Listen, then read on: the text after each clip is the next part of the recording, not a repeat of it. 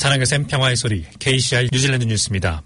전문가들은 뉴질랜드의 아동 빈곤 문제를 해결하기 위해 올해 예산에서 다뤄야 할 핵심 영역 중 일부가 복지수당 인상과 임대 개혁이라고 말했습니다. 제신다 아던 총리는 2017년 뉴질랜드의 모든 아동들이 빈곤에서 벗어나 성장하기를 원한다고 언급했으나 전문가들은 지난 4년 동안 정부가 충분히 일을 하지 못했다고 우려하고 있습니다. 경제평론가인 버나드 하키 씨는 정부가 해결해야 할 두 가지 영역이 있다고 말했습니다. 첫 번째는 연간 50억 달러의 복지수당을 늘리는 복지자문그룹에 권고를 전달할 필요가 있으며, 둘째는 뉴질랜드의 주택 위기를 해결하기 시작하는 데 필요한 5만에서 10만 채의 주택을 건설하는 방법을 설명해야 한다고 말했습니다. 전문가들은 복지수당 인상과 임대개혁이 결론이지만 아동들을 빈곤에서 벗어나게 하는 것을 도울 다른 영역들이 여전히 있다고 언급했습니다.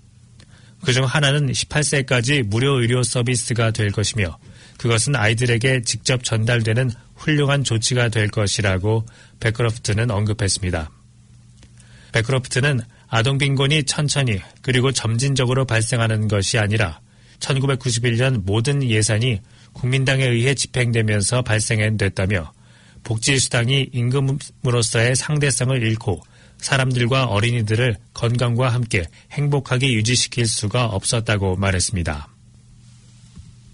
수많은 사람들이 웨스트팩에서 온 것처럼 가장한 사기꾼들로부터의 메시지를 받았으며, 이러한 예기치 못한 문자 메시지를 통해 전송된 링크를 절대 클릭하지 말 것이 당부되고 있습니다.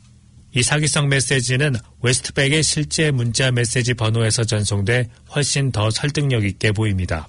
해당 메시지에서는 웨스트팩 경고, 온라인 뱅킹이 잠겼습니다. 액세스를 복원하려면 제공된 링크를 따르십시오라는 문자 메시지가 표시됩니다. 경찰은 메시지 내의 링크가 수령인의 금융정보를 얻는 데 사용될 수 있다고 밝혔으며, 사기를 당했다고 생각되면 즉시 은행에 연락해야 한다고 당부했습니다. 웨스트팩은 성명서에서 이러한 문자를 받은 사람들은 이메일 phishing@westpac.co.nz로 신고해야 한다고 밝혔습니다. 코비드19 대응 장관은 DHB가 주간 예방접종 목표를 계속 넘어서고 있기 때문에 뉴질랜드의 백신 출시에 대해 조금은 불안하다고 인정했습니다. 크리스 힉킨스는 현재 백신 재고는 7월의 대량 납품까지 지속되겠지만 DHB가 백신 접종 목표를 큰 차이로 계속 초과할 경우 백신이 소진될 것이라는 우려가 있다고 말했습니다. 앞으로 6주 동안 이런 일이 발생하면 보건당국이 전국적인 코비드19 예방접종 프로그램을 빠르게 축소할 수 있다고 경고했습니다.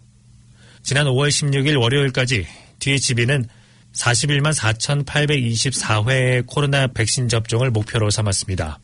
그러나 실제로 접종된 횟수는 44만 9,139회였으며 계획보다 3만 4천여 회 이상 더 많이 접종했습니다. 어제 힉킨스는 뉴질랜드의 코비드19 예방접종 프로그램에 14억 달러가 소요될 것이라고 발표했습니다. 이 투자는 모든 뉴질랜드인이 파이자 바이오엔테크 백신으로 코비드19 예방접종을 받을 수 있도록 2년에 걸쳐 할당됐습니다.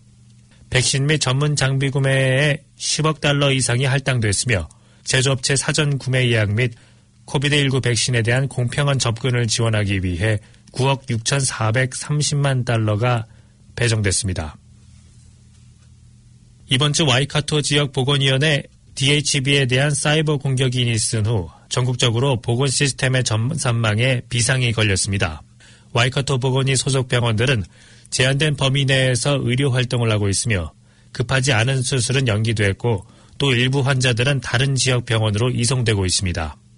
이번 와이카토 보건위에 대한 사이버 공격은 아일랜드에서의 유사한 사이버 공격에 이은 것으로 보여지고 있으며 아일랜드 병원 통합 시스템에 들어있는 수많은 환자들의 개인정보와 신상들이 해커들에 의해 온라인으로 공개되고 있는 것으로 밝혀졌습니다. 코로나 팬데믹이 시작된 이후 경비 절감에 따라 수백 명의 오클랜드 카운실 직원들이 일자리를 잃었지만 카운실은 팬데믹이 계속되고 있는 상황 속에서도 6,000명 이하로 인력을 낮추지는 않을 것으로 한 고위 경영자는 밝혔습니다.